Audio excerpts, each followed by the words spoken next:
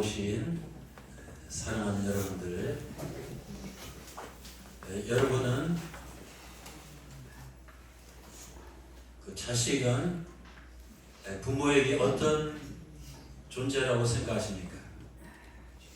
부모님의 눈으로 아들딸 자식인 내가 과연 어떤 존재인지, 어떤 대상인지, 어떤 사람인지 정말 깊이 생각해 보신 적이 있습니까?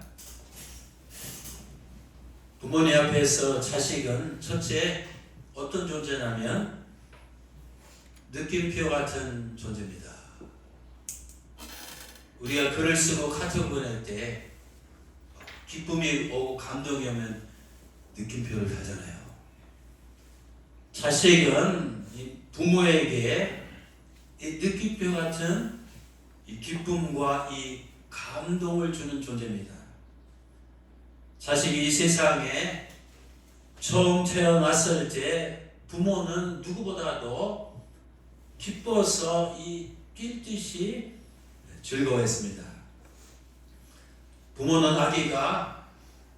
부모는 이 자식을 보기만 해도 기쁘고, 또 아기가 이 자녀가 있는 곳에 가까이 가기만 해도 기쁘고, 또 우리 아이의 소리만 들어도 기쁘고, 또 만져만 봐도 기쁘고, 그저 생각만 해도 24시간 이 기쁜 것이 바로 우리 자식입니다. 두 번째, 자식은 부모 앞에서 쉼표 같은 존재입니다. 여러분, 쉼표 있죠? 쉬는 거. 부모가 온종일 고된 일을 하고 천근만근 피곤한 몸을 이끌고 집에 돌아왔을 때 사랑하는 자녀가 문 앞에서 아빠, 엄마 하고 달려와서 이 품에 안깁니다. 그때는 이 하루 종일 쌓였던 피로가 풀리고 힘이 나는 것을 느끼게 됩니다. 뿐만 아니라 고사리 같은 손으로 부모에게 안마라도 해주면 몸과 마음이 스르르 녹게 되고 쉼을 얻습니다. 또 자식은 세 번째로 물음표와 같은 존재입니다. 부모는 이 자식을 볼 때마다 자신에게 늘 이런 질문, 이런 물음표를 던집니다. 나는 부모로서, 나는 애비로서, 나는 어미로서 제대로 이 역할을 감당하고 있나? 때로는 자식이 잘못되기라도 하면 부모들은 마치 죄인이나 된 것처럼 자신을 탓하며 어떤 죄책감에 사로잡히게 되는 것을 보게 됩니다. 여러분, 오늘 제 양복 한번 보세요. 정확하게 한 36년 된 양복입니다. 제가 미국에서 공부할 때 방학 때 한국 나왔거든요. 그때 저희 집이 대전이었습니다. 저희 집 생활은 여러 사람 세를 주고 세를 받아서 이제 생활했는데, 저희 어머님이 아들이 왔다고 그동안 안 쓰고 안 드시고 고기 돈을 이렇게 도톰하게 모아놓으셨더라고요. 대전에 있는 유명한 백화점에 가서 양복 사줄 테니까 골라봐. 그때 제가 골라서 입은 양복입니다. 저는 옷을 다 버려도 제가 죽을 때까지 이 옷은 버릴 수가 없습니다. 어머님의 사랑이 늘 이 옷처럼 감싸고 있습니다. 근데 부모는 이 자녀가 원하는 것을 다 해준다고 해도 늘 해주지 못해서 이 빚진 자처럼 늘 미안한 마음을 갖고 살아갑니다. 저희 집 부자는 아니지만 어머님, 아버님은 늘 너에게 원하는 것을 해주지 못해서 여기서 공부하는데 제대로 뭐 유학비 못 보내서 늘 죄인과 같은 그런 심정으로 이렇게 사셨던 것을 보게 됩니다. 그 다음에 네 번째, 자식은 어떤 존재냐면 이 마침표 같은 존재입니다. 우리가 글자를 쓸 때 마침표를 다 찍어야 그 문장이, 그 내용이 끝나잖아요. 무슨 말이냐면 이 자식이 성장하면서 유치원, 또 초등학교, 중학교, 고등학교, 대학교 성장하면서 해야 할 것들을 이 제대로 마치지 못하면 이 부모의 삶도 마치지 못한 것처럼 이 불안해하는 것을 보게 됩니다. 자식이 학교에 갈 때 학교에 가지 못하면, 졸업을 할 때 자식이 졸업하지 못하면, 또 취직을 해야 할 때 취직하지 못하면, 또 결혼을 해야 할 때 이 결혼을 하지 못하면, 또 결혼을 했더라도 자식을 낳을 때가 됐는데도 자식을 낳지 못하면, 또 이제 돈을 벌어야 할 때 돈을 벌지 못하면, 또 삶이 안정이 돼야 할 때 안정이 되지 못하면 이 부모의 삶도 편안하게 이 마침표를 찍을 수가 없습니다. 자식이 나이를 먹으면서 자기 인생의 각 단계마다 마침표를 찍어 나가지 못하면 이 부모는 이 죽는 순간에도 이 편히 눈을 못 감습니다. 이 편히 이 생을 마감하지 못합니다. 이처럼 자식은 부모에게 느낌표 같은 존재, 또 쉼표 같은 이 존재, 이 물음표 같은 존재, 이 마침표 같은 이런 존재입니다. 그러면 이 반대로, 이 거꾸로, 역으로 자식에게 이 부모님은 이 과연 어떤 존재일까요? 자식은 이 부모님을 어떤 대상으로 생각하며 이 살아가고 있을까요? 특별히 안타까운 것은 요즘 시대는 이 효가 땅에 떨어지고 이 부모를 이 거역하는 이 불순종의 시대가 이 도래했습니다. 뉴스에 뭐 여러 가지 들리는 소리 보면 옛날에는 상상할 수 없는 이런 이 불효, 이 행위들이 많이 우리가 목격되는 것을 우리 경험하게 됩니다. 디모데후서 3장 2절에 보면 말세의 지말에 이 사람들이 부모를 거역하는 이 불순종의 시대가 된다고 성경은 말합니다. 3장 2절입니다. 우리 다 같이 한번 따라서 해볼까요? 시작.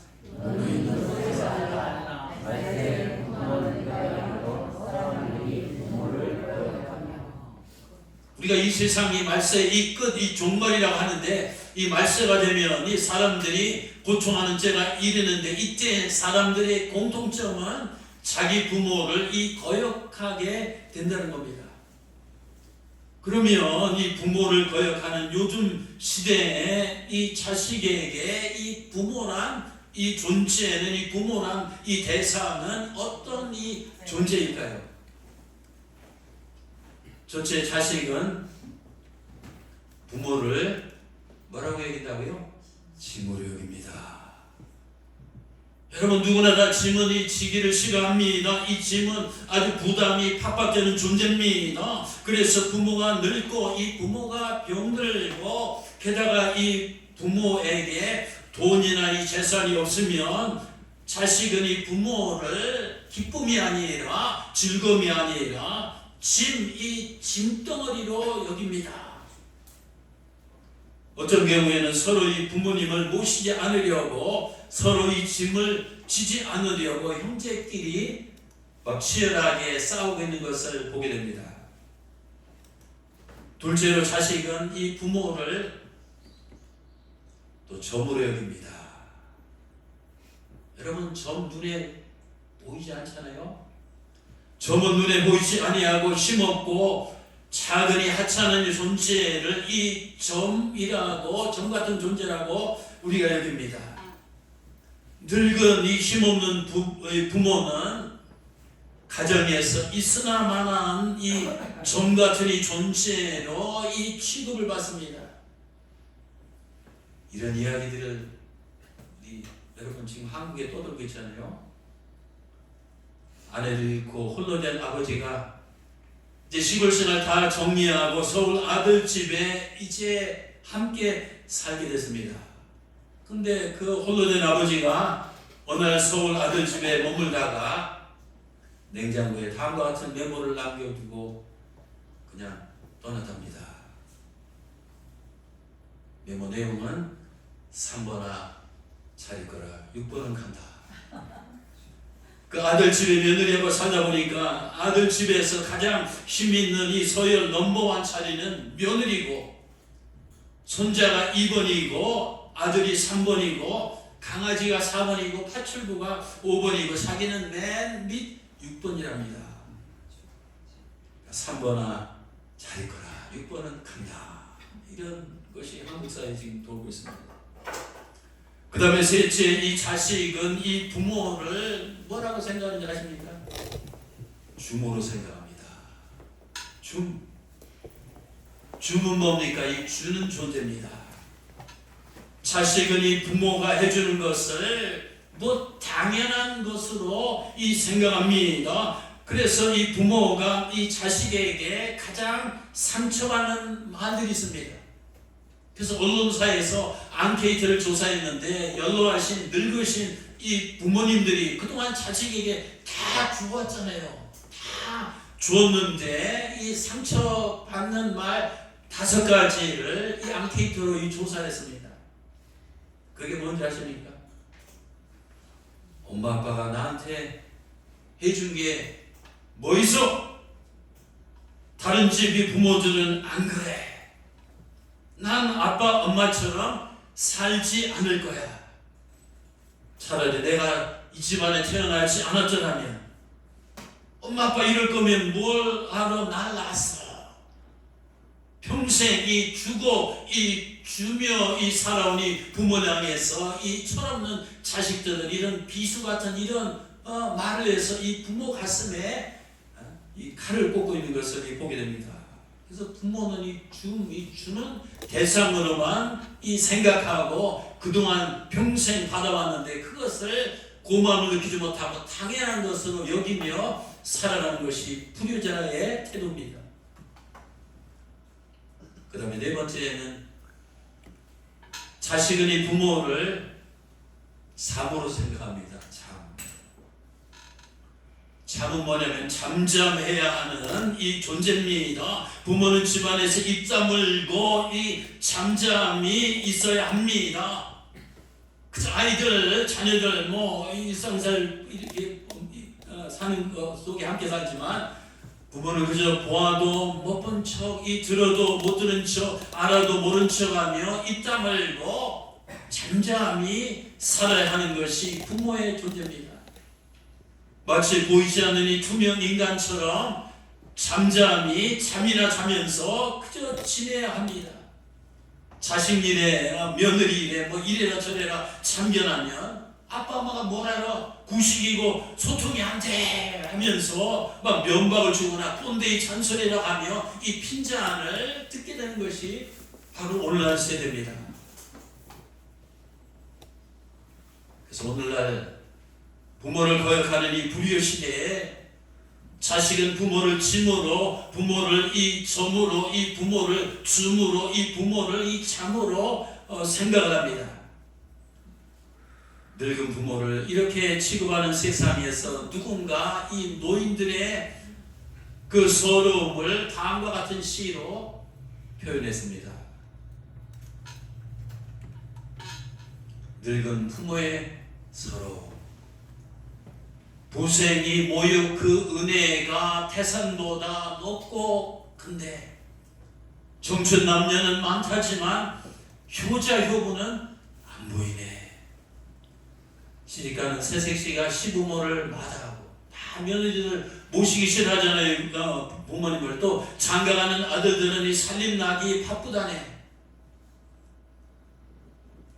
제 자식이 장난치면 싱글벙글 웃으면서 부모님이 훈계하면 듣기 싫은 이 표정이네. 시끄러운 아이 소리 잘한다고 손뼉 치며 부모님의 회식 소리 듣기 싫어 빈정대네. 제 자식에게 대소변은 맨손으로 주무르나 이 부모님의 기침 가래 불결하여 밥 못 먹네. 과자봉지 들고 와서 아이 손에 주고 부모 위에 고기 한 근 사올 줄도 모른다네. 애완동물 병이 나면 가축병원 달려가고 늙은 부모 병이 나면 그려려니 태어나고 10자식 키운 부모 하나같이 키웠건만 여러 자식 한 부모를 아주 귀찮스레 여겨지네. 자식 위에 쓰는 돈은 아낌없이 쓰건만은 부모 위에 쓰는 돈은 하나둘씩 따져보네. 자식들의 손을 잡고 무의식함도 자주 오마. 늙은 부모 위에서는 외출 한번 못해보네. 오늘 본문 성경은 이렇게 말합니다. 잠언 23장 25절입니다. 네 부모를, 하나님이 우리에게 부모님을 선물하셨거든요. 내 부모, 남의 부모가 아니라 너의 이 부모를 노엽게 하지 말고 즐겁게 하며 너를 낳은 이 어미를 슬프게 하지 말고 기쁘게 하라. 하나님의 뜻은 별거 아닙니다. 자기를 낳아주시고 길러주신 이 부모님을 즐겁게 하고 기쁘게 하는 것이 바로 효도입니다. 그것이 하나님의 뜻입니다. 그래서 이 성경은 이 효도를 가르치는 이 효경입니다. 그래서 불효는 이 하나님의 뜻을 정면으로 이 거역하는 이 죄입니다. 성경은 그렇게 나왔습니다. 그러면 자식으로서 어떻게 하면 나를 낳아주시고 길러주시는 이 부모님에게 효도하는 삶을 살 수 있을까요? 저는 성경 말씀을 바탕으로 수학의 이 가감승제를 통해서 효도의 원리를 말씀드리려고 합니다. 일명 효도 수학입니다. 효도는 뭡니까?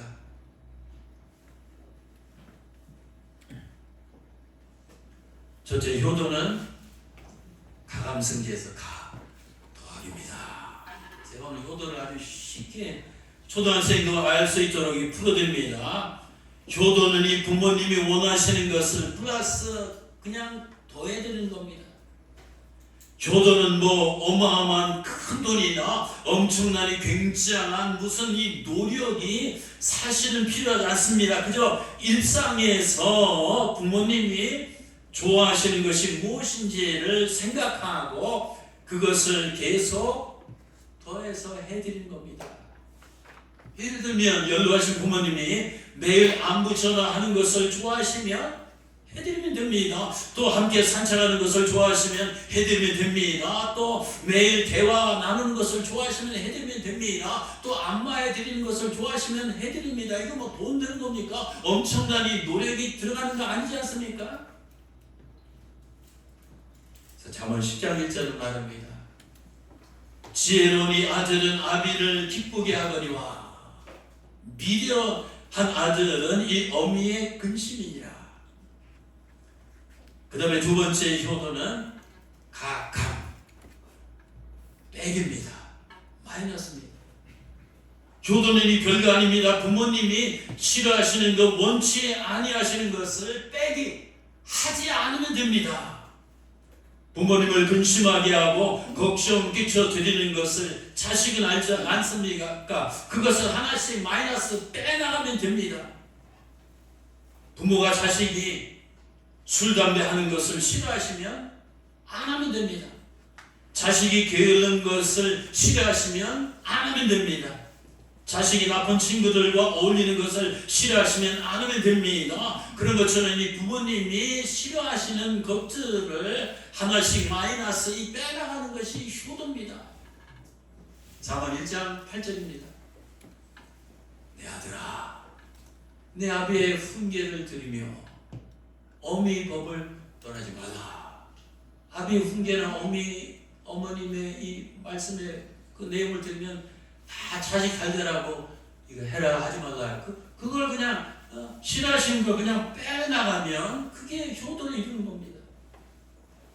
그 다음에 세 번째 효도는 가감, 승, 곱하기입니다. 이것은 뭐냐면 이 부모님이 자식에게 정말 이 간절히 바라는 최고의 최상의 이 최대의 소원이 있는데 그것을 들어드리면 이 부모님의 마음이 막 30배 또 60배 100배로 막 될 듯이 막 기뻐합니다.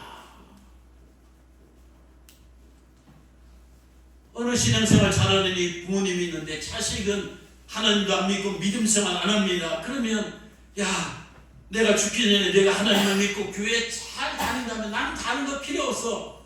정말 나는 죽어도 유한이 없다. 그것이 부모님을 30배, 60배, 100배로 곱하기로 기뻐해 드리는 겁니다. 장가 못 간 아들딸이 있으면 야 내가 죽기 전에 내가 좋은 배우자를 만나서 장가 가고 시집가면 정말 나는 여한이 없겠다. 그러면 그것이 부모님에게 30배, 60배, 100배의 기쁨이 되는 겁니다. 여러분 이렇게 부모의 소원을 부모님이 최대로 최상으로 최고로 이 간절히 원하는 갈망, 열망 그분들의 소망을 확실하게 들어주는 것이 바로 이 곱하기 효도입니다. 30배, 60배, 이 100배로 부모님이 그냥 막 뛸 듯이 기뻐할 정도로 그런 것을 한번 해보자고요. 스가랴 3장 17절입니다. 그가 여기서 하나님입니다. 너로 말미암아 기쁨을 이기지 못하며 너를 잠잠히 사랑하시며 너로 말미암아 즐거이 부르며 기뻐하리로다. 여기서 그는 또 우리 육신의 이 부모님들 가리킵니다. 그가 너 자식으로 말미암아 기쁨을 이기지 못하며 우리가 자녀가 잘 되고 내가 원하는 소원하면 내가 막 기쁨을 이기지 못하잖아요. 그리고 우리 자녀를 잠잠히 사랑하며 또 너로 말미암아 우리가 즐거이 막 부르잖아요. 우리가 곱하기 효도가 하면 우리 육신의 부모님은 이 나를 볼 때 저렇게 기쁨을 주체하지 못하며 정말 즐거이 찬양하며 기뻐하는 분인 것을 우리가 알게 됩니다. 그 다음에 넷째는 효도는 가감승제 나누기입니다. 나누는 겁니다. 아무리 무거운 짐도 이 두 사람, 또 네 사람, 8사람, 6명이 자꾸 나눌수록 가벼워집니다. 부모님들도 이 세상을 살면서 나름대로 이런저런 이 짐들을 지고 살아갑니다. 효도는 뭡니까? 부모님이 짐을 모르는 채 하지 아니하고 적극적으로 나서서 그것을 나누어 지는 겁니다. 자식이 부모님의 눈이 되기도 하고 어떤 때는 이 부모님의 귀가 되기도 하고 부모님의 손발도 되기도 하여서 그분들의 짐을 가볍게 해드리는 것이 바로 효도입니다. 갈라디아서 6장 2절입니다. 너희가 짐을 서로 지라. 자녀들아 이 부모님의 짐을 서로 지도록 노력하라. 그리하면 이 그리스도가 예수님이 원하시는 그런 이 법을 성취하게 될 것이다. 제 말씀을 정리하겠습니다. 효도는 뭐라고요? 더하기다. 효도는 빼기다. 효도는 곱하기다. 효도는 나누기다. 저 10계명 중에서 10가지 계명이 있는데 1에서 네 번째 계명은 우리가 하나님을 향해서 어떻게 살아야 하는지를 하나님께서 우리에게 명령하신 거거든요. 나 외에 다른 신을 섬기지 마라. 너를 위해서 두 번째 계명 우상을 섬기지 마라. 세 번째는 여호와 하나님의 이름을 망령 때 읽지 마라. 네 번째는 안식일을 거룩하게 지키라. 그 다음에 5번째부터 10번째까지는 인간관계에서 어떻게 하라는 이런 계명이에요. 근데 이 5번째 중에서 첫 번째 계명이 뭐냐면 네 부모를 공경하라 합니다. 그러니까 인간관계의 모든 이 계명 중에서 넘버원 하나님께 보실 때 가장 중요한 이 계명은 너를 낳아준 이 부모를 공경하고 순종하고 그에게 효를 행하는 겁니다. 그래서 출애굽기 오늘 20장 12절 말씀입니다. 네 부모를 공경하라. 나이가 들었자고 부모님이 뭐 치매기가 있자고 부모님이 뭐 여러 가지 뭐 문제가 많자고 이 무시하면 안 됩니다. 마음을 다하고 뜻을 다하고 정성을 다해서 하늘 아버지를 이 공경하는 마음으로 내 부모, 나를 낳아준 이 부모님을 그렇게 우리가 존중하고 존경하며 이 공경을 해야 됩니다. 또 에베소 6장 1절에서 3절 말씀입니다. 자녀들아, 주 안에서 너희 부모에게 이 순종하라. 이것이 옳음이라. 내가 뭐 부모님이 뭘 할 때 따지지 말아요. 엄마 아빠는 구식이야. 옛날에 아닙니다. 여기 보면 무슨 조건을 보고 옳다고 생각했을 때 순종이 아닙니다. 너희는 이 부모에게 순종하라. 저 사이에 들어가 있는 말은 무조건입니다. 절대입니다. 자녀들아, 주 안에서 너희 부모에게 그냥 순종해. 다 이유를 내세주면 아닙니다. 왜 이것이 옳으냐? 하나님께서 보실 때는 그냥 무조건적으로 순종하는 것이 옳다는 겁니다. 그래서 내 아버지 어머니를 공경하라. 이것은 약속 있는 이 첫 계명이니 이런 이 부모를 공경하며 하나님께서 이 축복을 해주신다고 이 약속을 하셨습니다. 그 약속은 뭡니까? 내가 부모에게 순종하고 공경하고 효를 행하면 이로써 내가 잘되고 하나님께서 우리를 범사에 형통케 하시고 또 땅에서 장수하게 하신다고 하나님께서 분명히 약속을 하셨습니다. 오늘 꿈나무교회 나오신 우리 사랑하는 성도 여러분, 부모님은 곧 우리 곁을 떠나게 됩니다. 나중에 후회하지 마시고 그분들이 지금 현재 여기 살아계실 때, 내 곁에 계실 때 최선을 다해서 효를 행함으로 하나님께서 약속하신 형통의 축복을 누리시기를 축원합니다. 아멘. 이것이 어버이날 우리 자녀들에게 향하신 하나님이 뜻인 것을 여러분 기억하시고 최선을 다해서 효를 행하시는 이런 성도들 또 여러분들이 되시기를 주님의 이름으로 다시 한번 축원합니다. 아멘. 기도하시겠습니다.